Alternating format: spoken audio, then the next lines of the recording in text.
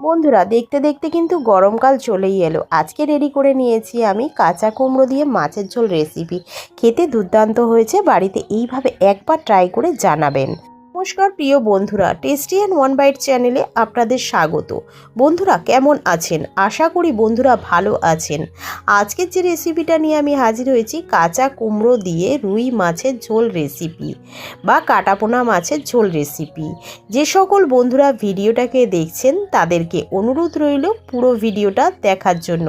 আর যে সকল বন্ধুরা আমার চ্যানেলটিতে নতুন আছেন তাদেরকে অনুরোধ রইল, যদি ভিডিওটা ভালো লাগে কার্পণ্যতা না করে একটি লাইক একটি সাবস্ক্রাইব করে আমার চ্যানেলটির পাশে থাকলে আমি কিন্তু নতুন নতুন ভিডিও বানাতে মোটিভেট হব। তো এখানে আমি আলুগুলোকে আর কুমড়োটাকে কেটে নিলাম। আমি গোটা কুমড়োটাকেই কিন্তু দিয়ে দিলাম। এই কুমড়ো কিন্তু খুবই ভিটামিন সমৃদ্ধ একটা সবজি, সেই জন্য আমি পুরো কুমড়োটাকেই দিয়ে ঝোল করব। আর এখানে আমি 4 পিস মাছ নিয়ে নিয়েছি। মাছের মধ্যে একটু ডিমও হয়েছে।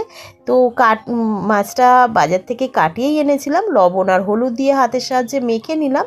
আর এখানে নিয়ে নিয়েছি 1 চা চামচ আদা বাটা, 1/2 চা চামচ হলুদ গুঁড়ো, 1/2 চা চামচ ঝাল লঙ্কার গুঁড়ো, 1/2 চা চামচ জিরে গুঁড়ো, 1/2 চা চামচ ধনে গুঁড়ো। জল দিয়ে পেস্টটা রেডি করে নেব।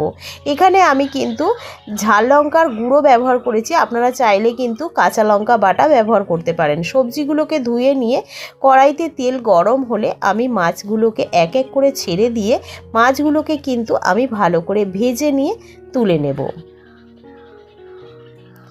ওই তেলের মধ্যেই আমি দিয়ে দিলাম একটা শুকনো লঙ্কা ভেঙে, একটা তেজপাতা, 5 ফোড়ন দিয়ে দিলাম 1 চা চামচ মতো। দিয়ে আমি সবজিগুলোকে দিয়ে ভালো করে নাড়াচাড়া করে নিয়ে স্বাদ অনুযায়ী লবণ দিয়ে 3টে কাঁচা লঙ্কা ভেঙে দিয়ে নাড়াচাড়া করে নিচ্ছি।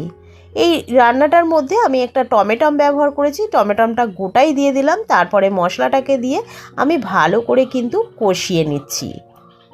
কষিয়ে নিয়ে জল দিয়ে দেব পুরোপুরি সিদ্ধ হওয়ার জন্য। সবজিগুলো ঢাকা দিয়ে দিলাম।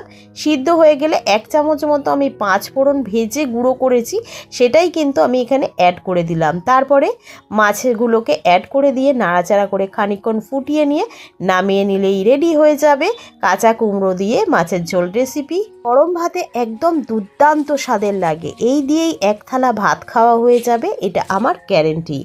তো ভিডিওটা ভালো লাগলে লাইক সাবস্ক্রাইব করতে কিন্তু ভুলবেন না। কমেন্ট করে জানাবেন রেসিপিটা কেমন লাগলো। ভিডিওটাকে বেশি বেশি করে শেয়ার করে দেবেন। তার সঙ্গে বেল আইকনটা প্রেস করে দেবেন। বেল আইকনটা প্রেস করলে আমি যে নিত্যদিন ভিডিওগুলো ছেড়ে থাকি তার নোটিফিকেশান সবার আগে আপনার কাছে পৌঁছে যাবে। তো আমি আবারও একটা নতুন রেসিপি নিয়ে হাজির হব। ততক্ষণ আপনারা সুস্থ থাকবেন, ভালো থাকবেন। আজকের মতো এইটুখানি। ধন্যবাদ বন্ধুরা।